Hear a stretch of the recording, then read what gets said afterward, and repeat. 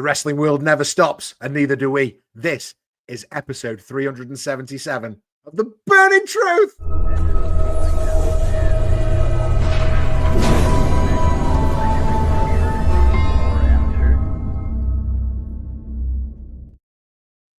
Hey, it's Scott Barratt, and you're back with The Burning Truth. And I'm here again with the man of the moment. His mustache is looking extra special tonight. It's Matt Burns, everybody. I've added the beard. I've added the beard oils. Is that what you're doing, oils? Yeah, I've added it on. How are you, Matt? You having a good week? It's not too bad. Steady. Steady? Yeah? Yeah, it's a steady start. Steady start. That's what it's all about, mate. Steady starts, finish strong. What is going on in the world of wrestling, Matt Burns? Anything you're really excited for? Or well, we supposedly got loads of wrestling this weekend, if I'm not mistaken. It's coming up, mate, isn't it? We've got, so if I'm not mistaken, we've got a Ring of Honor pay-per-view. Yep. We've got All In at the stadium. Yep. We've got Saturday night's main event, Goldberg and Gunter. Yep. We've got NXT Great American Bash. Yep. And we've got Evolution 2. Yep. And we've got a TNA pay-per-view as well coming up. I or is believe that just a special this week? That might be a special this week. But also, we've even got some local wrestling because I think I'm at TTW this weekend as well. Where are they based, Matt Burns? That is, bear with me for a minute. I'm just trying to remember off the top of me. Well, you've got to drive there, so you better tell us. Oh, there you go. Slammiversary is the week after. So we've got a TNA pay-per-view coming as well. I think we might have lost Matt Burns here, everyone, which is okay. We don't mind that. While we wait for him to come back, why don't we get into a segment that I like to call The News?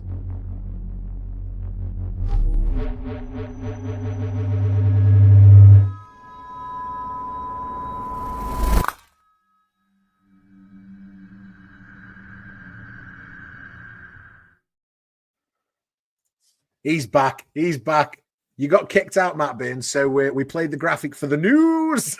Don't blame you, because there is plenty of news that's been coming out, and there is one piece of information that I thought was a bit interesting. Okay, out of all of the most recent shows. Well, by the way, for TTW, it's Purton.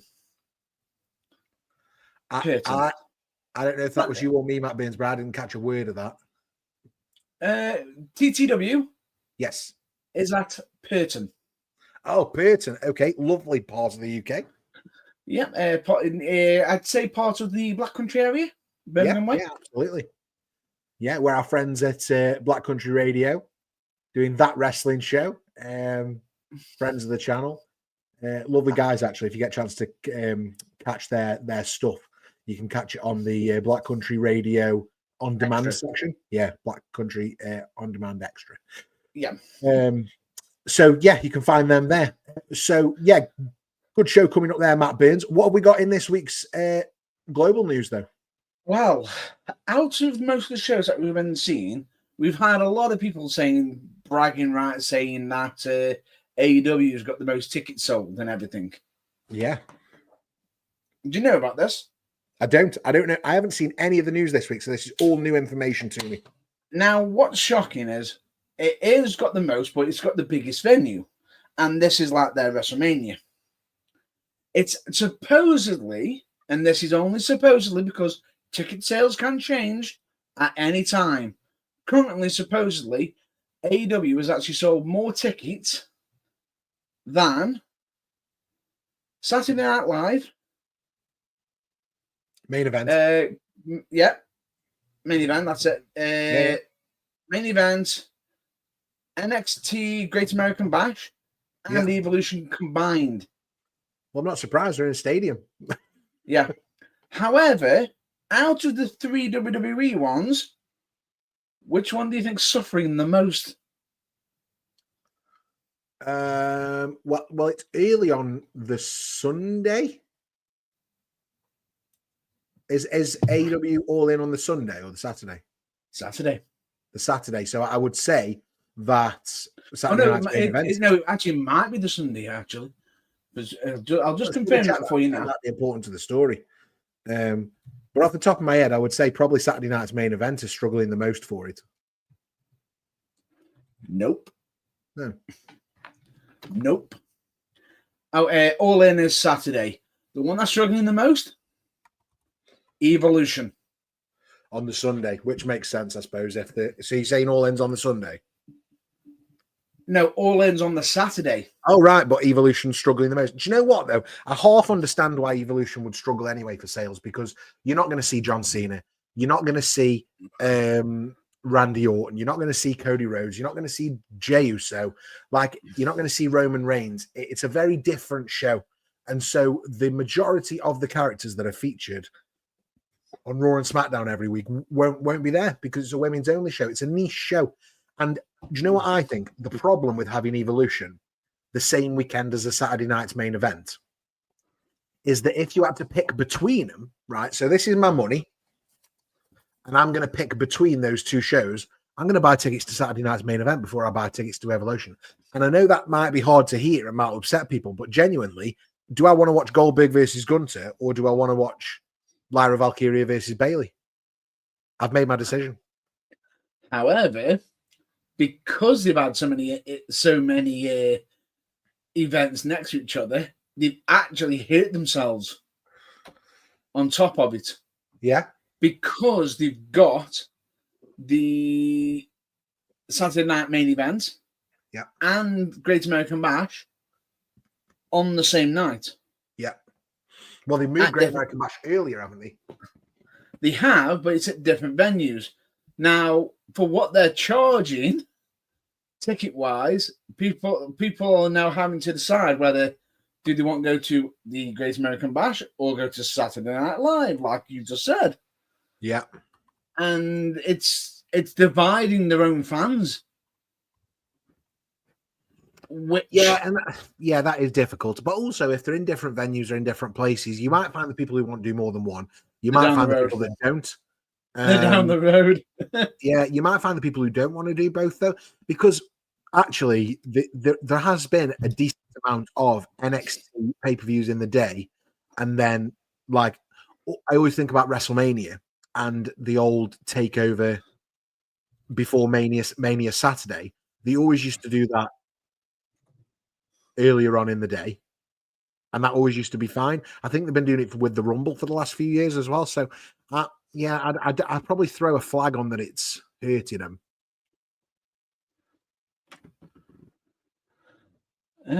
I'm just checking on ticket sales for Evolution 2 right now. Yeah. Quickly, which is all events. They've supposedly managed to now officially shifted 4,804 tickets. Right. Now, the question with that is what they're not telling you is which ones are bought and which ones are given away. Yeah, because there'll be a certain amount that are always like that.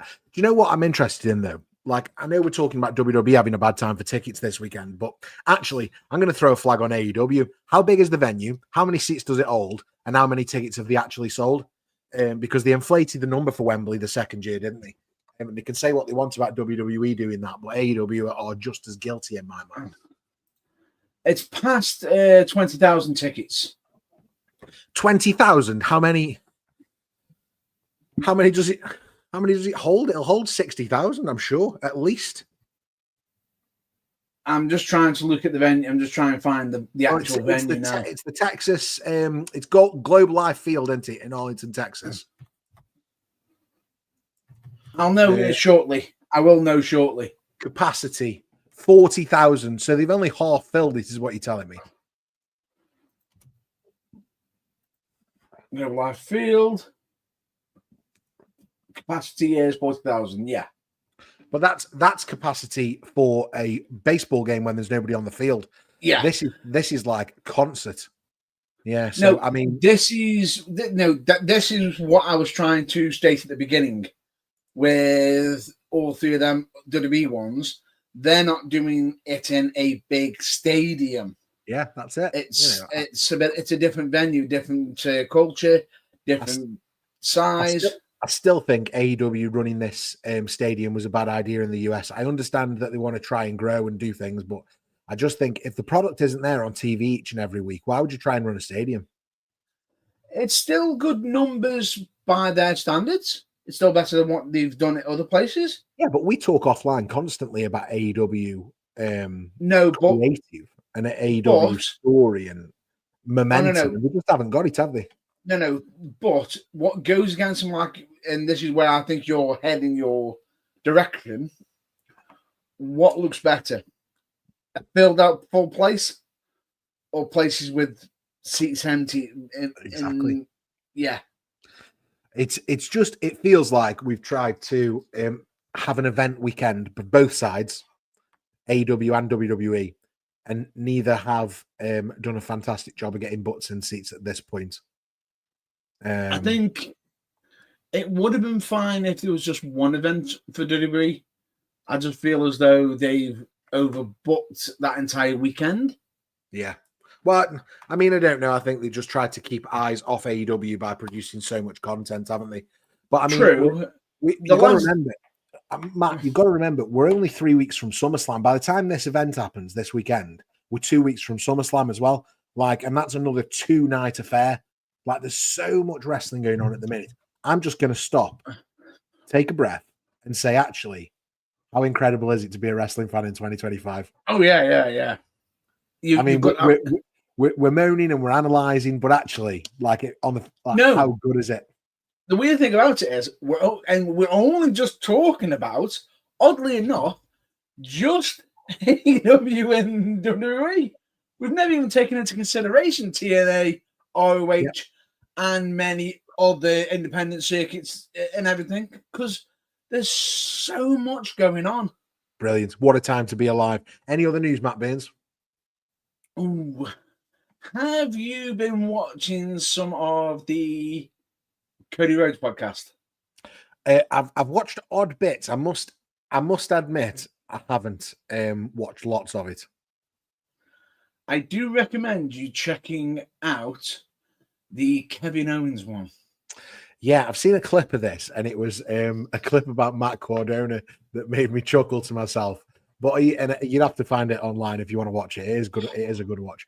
But have you seen other bits that you want to talk about? Or there is other bits on there. How Cody even points out that you've got Sami Zayn and Kevin Owens, who are best mates, but absolute polar opposites. Yeah, with each other. Totally. No, with each other in the ring, because it's like Kevin Owens. He just gets ready. He's out there, nonchalant. He's ready for his match. And you've got Sammy, who's planning that much. Supposedly, it's like change this. As his music's playing. And what made it even more funny is you even see during the interview, Kevin Owens just goes, "Can we pull the curtain back this far?" Sort of. And just to say, am I going to get fired for this? Now, I've got another piece of news if you're interested, Matt Burns. Go. There's a WWE wrestler who hasn't wrestled on WWE TV since April of last year. Has been a star in Pro Wrestling Noah and has now been recalled and has surprised many that he signed a new contract with the WWE. Any guesses? Go on. So even though he hasn't been featured and he's on the sidelines again right now, Omos's contract has recently been extended. How do we feel about that? Indifferent. It's a head scratcher, right? indifferent because have you actually seen the interview he's done with Chris Van Vliet? I've seen the Chris Van Vliet interview, yeah. And make it so scary. Let's just do a handshake. Hand disappears. Yeah, he's massive, and absolute unit. What do we think about this, though? Really, I mean, I think about the superstars that have been released this year. You know, and if we think specifically about somebody like, let me have a think. Isla Dawn, Nixon Newell, who really had so much more to give, and yet Omos has had his contract renewed or extended.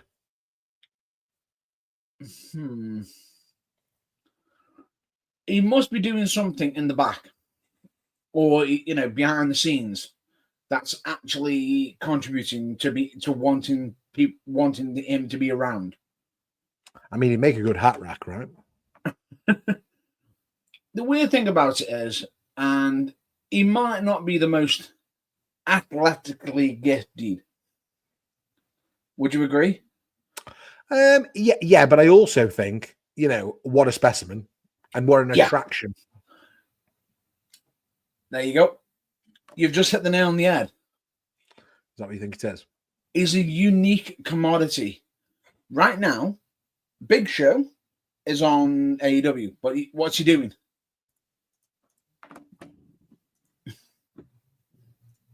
I don't know. Anybody? No, that's it, isn't it? That's the problem. We don't know what he's doing. We don't know whether he's coming, whether he's being Captain Insano, whether he's going and doing an advert. We don't know. And that's a bit of the problem.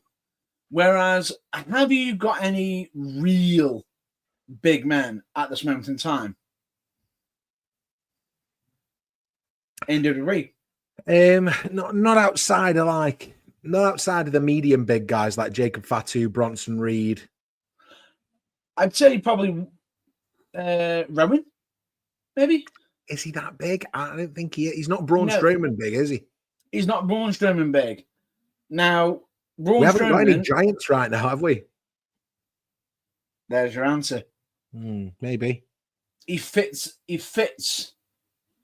an area. He fills a gap. So that might be why he's still got his contract. Plus, at the same time, while he's also doing bits with Wrestling Nowhere, he's still getting his name out there. Yeah, well, he's finished his bit of Wrestling Nowhere now, but interesting. All right, let's move on. Let's keep this train on the tracks, Matt Burns. Britt Baker, staying or going? Let's talk about this. Is she sticking around, or is WWE making a play for DMD? Here's what sparked it all. Former WWE personality John Coachman went on his podcast and claimed that Britt was on her way out of AEW and heading straight for WWE. That naturally set the internet on fire. Is it true? Well, according to Fightful Select, not so much. Sources within AEW were very quick to shut that talk down. Britt signed a 5-year deal back in 2021, which means she's locked into at least 2026, maybe even longer if they factor in her injury time. So, no. Has she asked for a release? Apparently not. She's not packing her bags just yet. But here's where it gets interesting. People backstage in AEW are split. Some believe she's coming back soon. Others think she's as good as gone. There's no official word from Britt herself, but she's been absent now since September of 2024, and that's a long time for one of AEW's biggest stars. And then, classic Britt drops a cryptic Instagram story that says value changes by location, and that sent fans into full-on detective mode, and some said it was a bit of a jab at AEW. Others think it's just personal reflection. Either way, it's keeping people guessing.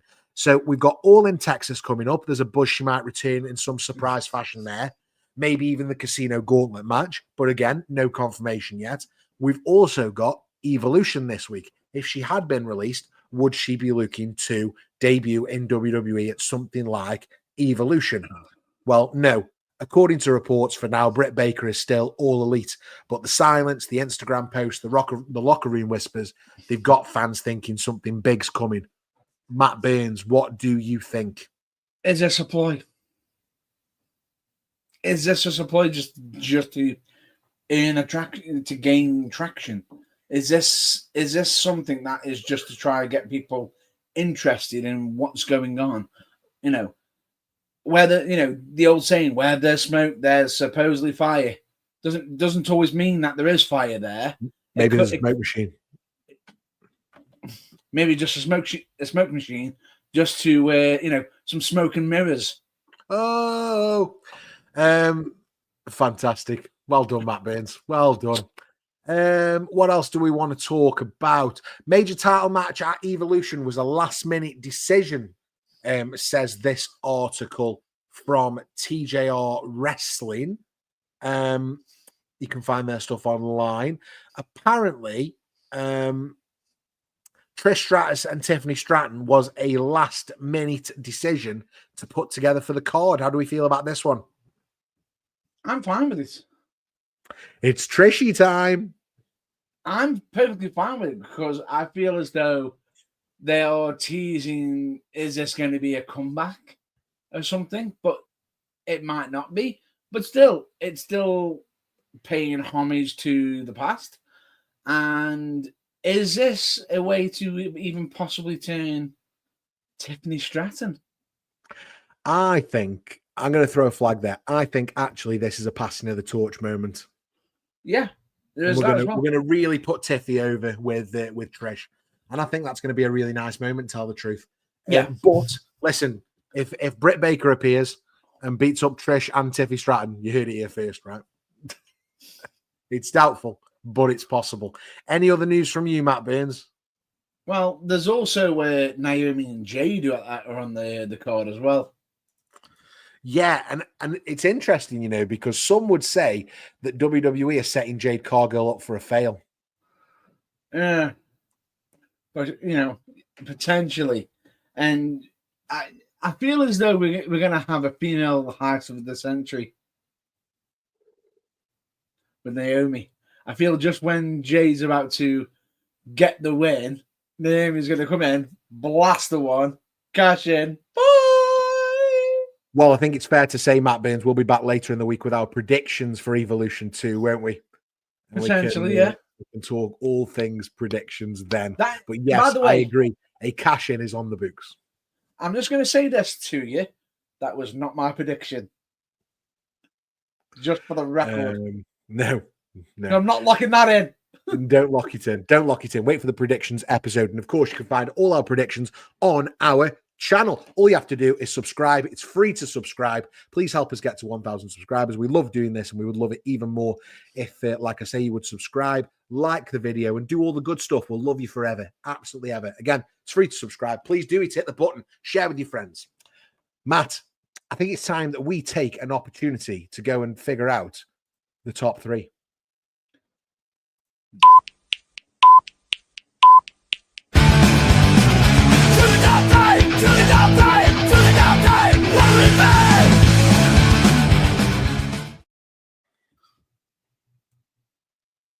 Always fun. It's always fun. But anyway, we're here. It's now time for the top three. The top three. The top three. I haven't done that in a while. No. When we used to just audio record this in your house for the podcast at the RSS feed, and now here we are live and in living color on YouTube each and every week. And just think, we even used to do a bit of AMSR. Top three. Yeah, all right.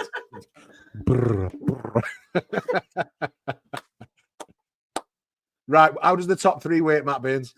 Simple. We each challenge each other to pick the top three of a subject that we grant to each other. And I believe this week is me challenging you to pick your top three. Is it my turn? Oh, I forgot it was my turn. This is going to be off the cuff then, because I can't even remember what we said I was top three in. Ooh, you don't remember? No. I'm totally blindsided. That's it. I'm going to challenge you. Okay.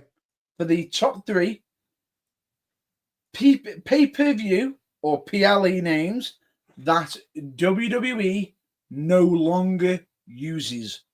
So this is about extinct WWE pay-per-views. Yes. Okay, I like this. This is a good idea, Matt Burns. And I do remember it now you've said it, which is good. And I suppose my top, this is going to be a very personal top 3. So these are my favorites. And in no way do they represent probably the best 3 ever. There are probably lots more good ones that I haven't put in here. Honorable mention for Insurrection, the UK only pay-per-view. Honorable mention for One Night Stand, and One Night Only as well. So some honorable mentions there, and you all know why these are what they are. My number 3, Matt Burns, for extinct pay-per-views is gonna be Unforgiven. Oh, quietly delivered some bangers, this did, including a fabulous Brock Lesnar Undertaker match in 2003, I want to say. I believe that would be. I think Brock met the sign, didn't he? He did. He went through the Unforgiven sign. And actually, I think if I'm right, Unforgiven ran for about 10 years. I think the last one was around 2009, 2008. Yeah. But we had the first Inferno match at an Unforgiven, Taker and Kane. We had a brilliant triple threat match in the year 2000 with Triple H and Kurt Angle. And if you remember right, and The Rock, and if you remember rightly, that was all through when Triple H and Kurt Angle were kind of fighting over Stephanie. Yes. I also think that might be the one where Kurt Angle gets concussed in the match. Yes, it is. Yeah. But still a quality triple threat. And he doesn't know what to do because he's concussed. And Stephanie McMahon's just shouting stuff at him. And he's just doing exactly what she says really well because he's Kurt Angle, which I think is just a brilliant story. Like, he's even concussed, he's better than you. Just thinking of what else we had. I think there was a couple of Cena Edge matches, maybe a TLC at Unforgiven. And an Undertaker feud with Mark Henry, I think, started at Unforgiven as well. So loads of good stuff. A gritty mid-year pay-per-view. And it was always like it was like Backlash for SummerSlam is how I always remember it, Unforgiven. It was like Backlash for SummerSlam. So I really, really enjoyed that. It lost its place when they went for match type pay-per-view names. Elimination Chamber, Hell in a Cell, Money in the Bank. Yeah. That's when it lost its way. But, I mean, for me, number 3, Unforgiven, quality. Number 2, this is my controversial one, Matt Burns. In fact, 2 and 1 might be controversial. Number 2 is Taboo Tuesday / Cyber Sunday. I'm going to put them both in together. I'm fine with that. I'm fine. No, I will allow that simply because it was the same thing, but it's an altered name. Yeah, but I'll allow it because essentially it was just they moved the day, didn't they? Yeah, they moved the day. So I like the voting for match types. I also like that at least in the beginning they were absolutely mad enough to go with the actual vote in real time, which is how Edge got screwed out of a WWE World Heavyweight title, which I absolutely love. Genuinely interactive, way ahead of its time. I think if we did it today, it'd be even better. Everyone's got a smartphone in their hand. But we got a match from WrestleMania between HBK, Triple H, and Chris Benoit in 2004. I think we got a Jericho versus Batista match as well, where Stone Cold was the ref at one of the Cyber Sundays. Epic. Yeah. So for me, I think that for me, the reason it gets in, it isn't so much the moments, but the concept. I really like the concept for this. If I'm not mistaken, that pay-per-view also led to I believe it was the oldest tag team to win the tag team championships. Yes, Roddy Piper and Ric Flair. Yeah, quality. And my number 1, Matt Burns, if you're ready for it. And again, controversial, I would say, for extinct pay-per-view names. Probably controversial as an extinct one because we only ever got one of these events. It's the Invasion. Again, a one-time mega event during the Invasion angle right at the start when it still could have been so much more. I At the time, it was the biggest ever non-WrestleMania buy rate for a pay-per-view. 775,000 buys. Unbelievable. Main event was WWF versus the Alliance, where Austin turns on the WWF. It was once in a lifetime feel. I just think, again, the whole concept was phenomenal. Iconic. You know, I still fantasize about what could have been if more WCW stars were involved.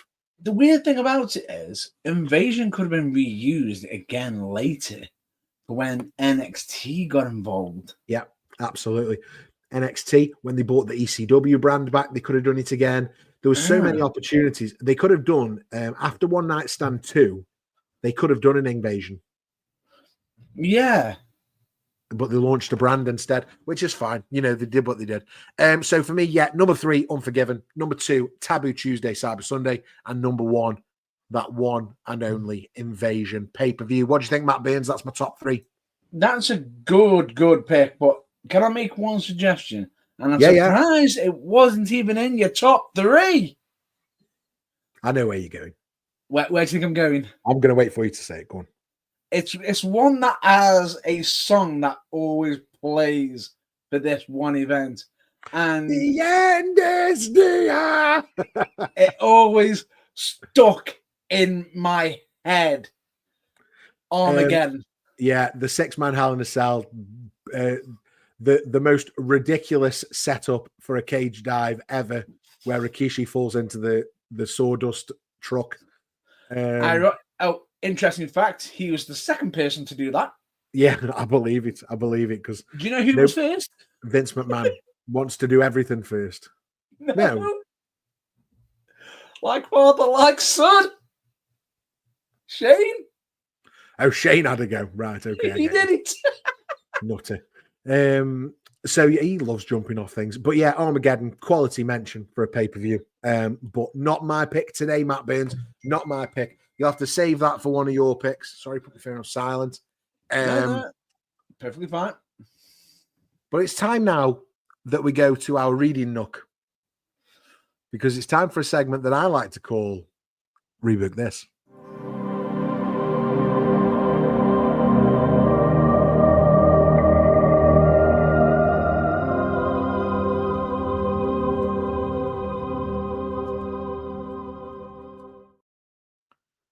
Yeah, so Rebook This is a segment where one of us challenges the other, just like we did in the top 3. I'm going to challenge Matt Burns today, and the challenge is, Matt Burns, rebook Billy Gunn's 1999. There he is with his pen, Mr. Booker Man. And the reason we do this is because we're smart asses and we think we can do it better.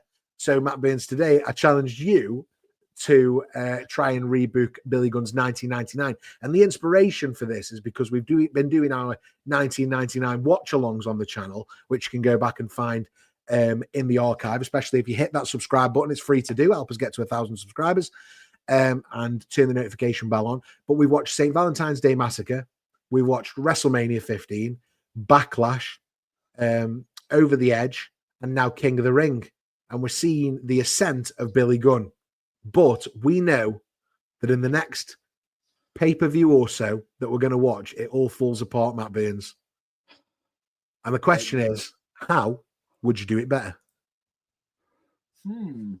Well, for me, I feel as though for 1999, all the way up to the King of the Ring is where it should be starting.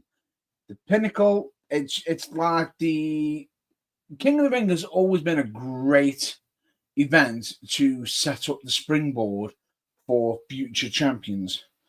And it was such a shame that in the original booking, it ended up being a flop.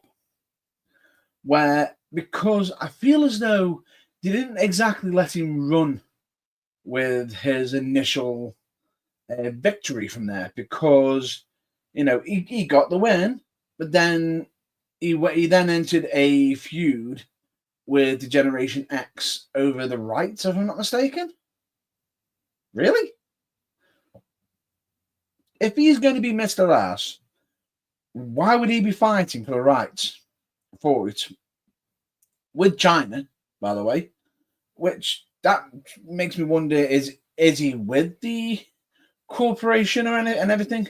No, I feel as though he should be away from Generation X. He's done with them. He's moving on, and the whole rights for the Generation X name, that should have been between Triple H, China, X-Pac, and Road Dogg. As much as at Fully Loaded, we know that Triple H was, much higher on the card, because I believe at that Fully Loaded, he was. I'm just trying to remember who he was against. Who he was against? He was in the to determine the number one contendership against The Rock. Now, for me, I would have just removed Triple H and put him into the tag match, and then put Billy Gunn in the strap match against The Rock, and had him win it. Because then, as much as Triple H needed to have some of his rise right there and then, I feel as though it needed to be Billy Gunn instead to be the focal point. Because Triple H he is coming up, but you've just had the King of the Ring winner be Billy Gunn. And during this time, the number one contendership wasn't straight away given to you at King of the Ring. I believe that was much, much later on. Now, from there, I would have had Billy. That didn't kick in until 2002 with Brock Lesnar, can you believe? I know, it's just weird, isn't it? So I would have had immediately Billy Gunn beating The Rock, with assistance, of course, in the Fully Loaded strap match. I would have completely avoided the whole shebang with the Kiss My Ass match. And instead, after he's won that number one contendership, I would have had The Rock against Triple H at SummerSlam, and would have fitted, and let's try and look into it, I would have fitted in Billy Gunn in the SummerSlam main event, because he's won the number one contendership. And I believe during this time, this is where Mick Foley came back, because it was Jesse Ventura as the special guest referee. I would have kept that the same. The only difference is, as I said, Triple H just replaced Triple H with Billy Gunn. It would have been pretty much fine, and then we would have probably headed towards Unforgiven. Now, during this time, I would have probably had, right now, because if I'm not mistaken, Mick Foley vacated the championship. Actually, tell a lie. You know what? We'll still do that, because Mick gets his championship reign and it becomes vacant. We then have the six-pack challenge. The difference here is I would have had Triple H still in, Big Show, Kane, Mankind, The Rock, and instead of the British Bulldog, as much as I could sit there and say he's a fellow countryman, he should be in the WWE, WWF Championship or WWE Championship, I feel as though right here, this was where the New Age Outlaws in the original timeline were returning. I would have fitted in Billy Gunn right there, right in there, and instead of Triple H, as much as I could sit there and say, oh, let him take over Triple H's reign. No, I still would have had Triple H in the run, but I would have just done it by just a whisk. Like Billy Gunn hits the famous on somebody, just as Triple H has got the pedigree, and Triple H got there just that little bit edge, just got that little half a second pin before Billy Gunn could earn that match, and it's like to win that match, and it would have sat there and had him sitting there thinking, I almost had that.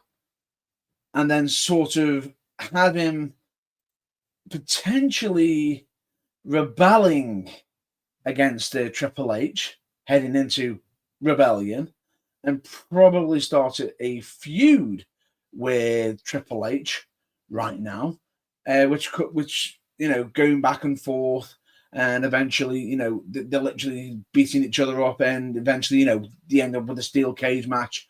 Triple H gets the win in that one, escaping the cage. And then we sort of get to No Mercy. Now, I feel as though because Billy Gunn's lost that match at Rebellion, he needs to earn like another match per se. So, and it'd be like a number one contenders. So we'll have like a number one contenders, which is like Billy Gunn, The Rock, British Bulldog, and we'll make it a triple threat. Billy Gunn gets the win while Triple H defeats Stone Cold Steve Austin in the no holds barred match. So that goes forward, but then we get to Survivor Series, and we effectively have got right now Billy Gunn versus Triple H, because I believe this was meant to be the triple threat where the Big Show re-won the championship. And essentially what I would have done is I would have had Big Show be involved in this match, because I believe he was replacing Stone Cold Steve Austin because he'd been run over, if I'm not mistaken, I believe. But instead of Big Show getting the win, right, I would have had Big Show and Triple H somehow losing to Billy Gunn by an absolute chance, because originally it was The Rock here. But with Billy Gunn winning the number one contendership at the last event, he would have been set up here quite nicely.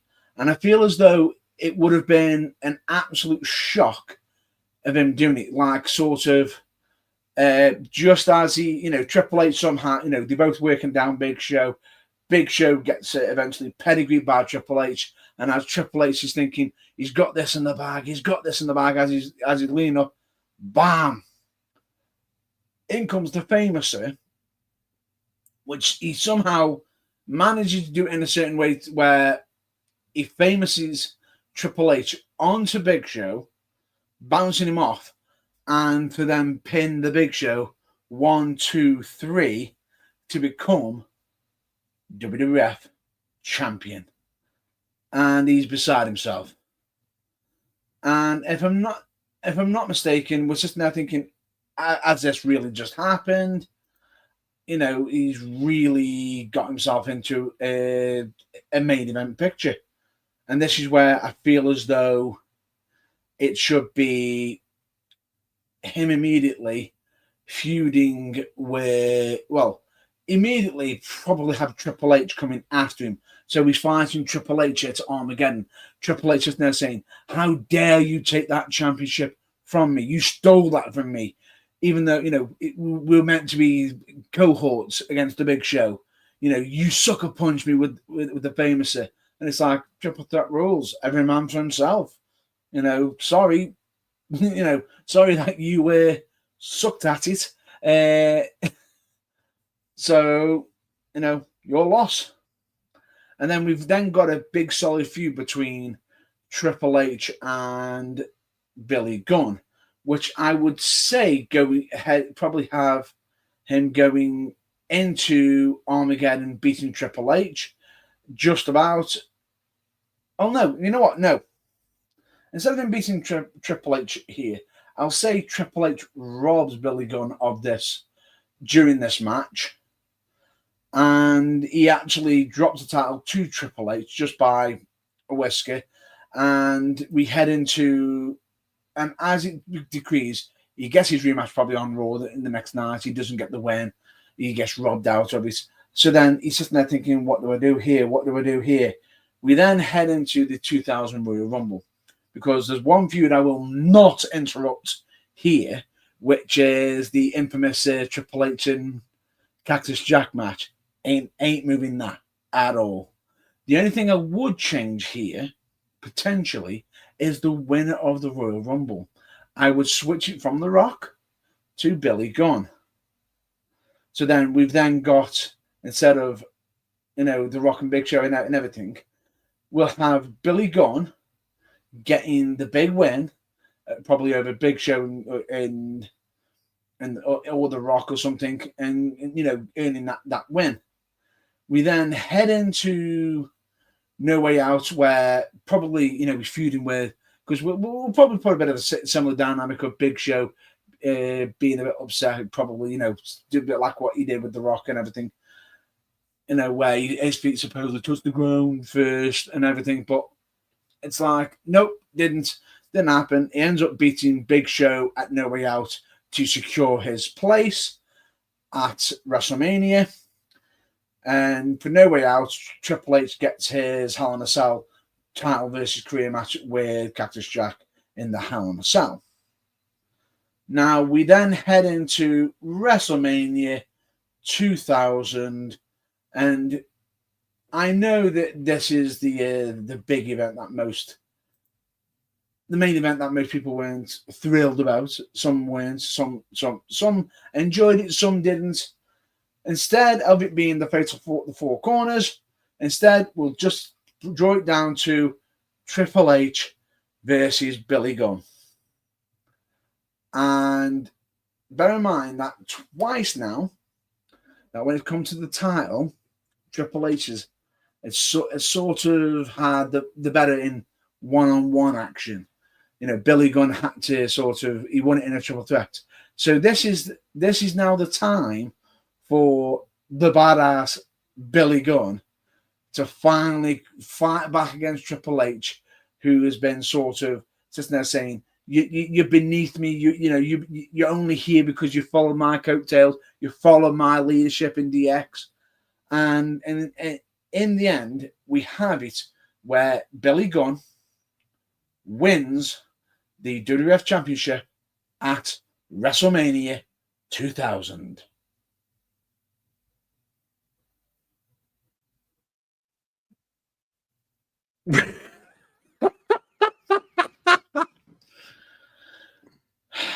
Chaotic a bit? Well, I said reboot Billy Gunn's 1999. I didn't say give him a Goldberg push. So the hottest star in the WWF post Steve Austin getting hit by a car is Billy Gunn. Yep, there you go. So I was just doing a bit of research while you were talking, and it's actually Billy Gunn is back in the tag team division by Unforgiven, which is the pay-per-view after SummerSlam. So you really went for it with his main event arc. And by the end of your rebook, he's a two-time champion, and he's main evented WrestleMania versus Triple H. Versus Triple H. Because of your rebook, we didn't get McMahon versus Triple H. The McMahon Helmsley era has been lost in your rebook. That's fine with me.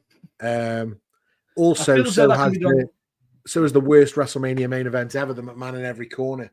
That's why I sort of thought to myself, penny in for a pound. Get rid of that in McMahon.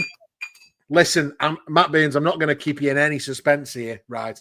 I'm going to give you 3 bangers. And I think I was going to go 5 until you put him in the main event of WrestleMania. I cannot believe you had him win the bloody Rumble. Like, let's try and keep a bit of realism. You know what I mean? I tried. Oh dear. I really enjoyed it, mate. I really enjoyed it. And I think if he'd won the title in that first year, 99, and then he cooled off a bit, and then maybe as we got towards the second half of 2000, he was back in the title picture. Maybe a little bit more believable. There's 2 things that this could have actually. There's another feud that it could have ended as well. Okay. Because bear in mind that in the 2000s, he ends up coming across a certain faction that you absolutely loved. I do. The Right to Censor. Yeah. Who ended up taking away his badass Billy Gunn name. Yeah, he was no longer Mr. Arse after that, was he? He was the one Billy Gunn, which I genuinely think is a missed opportunity. The one Billy Gunn could have been so good. He ended up using another name before the one.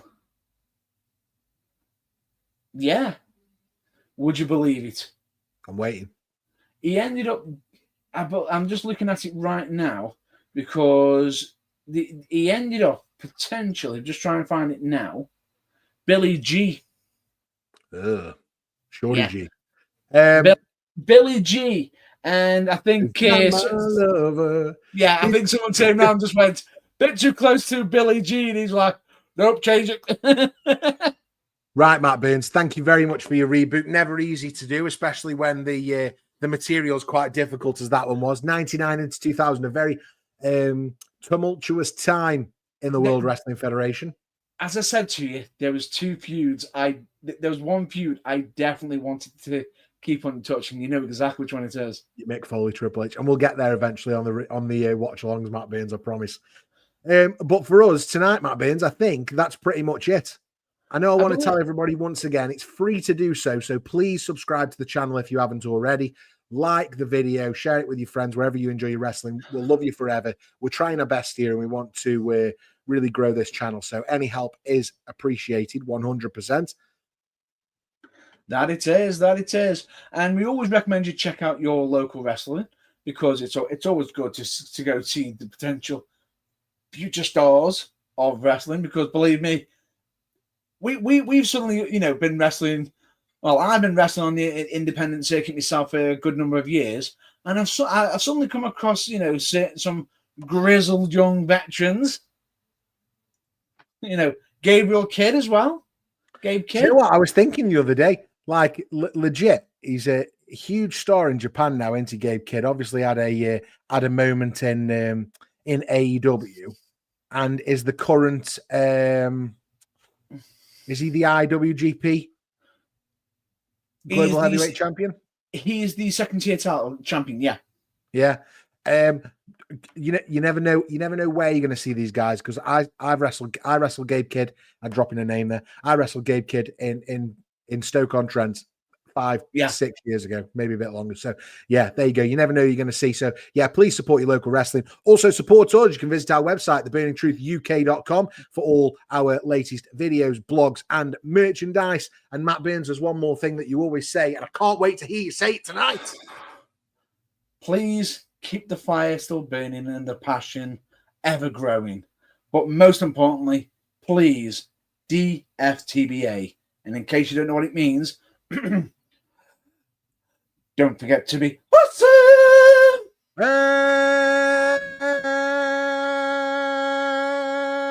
Excelsior!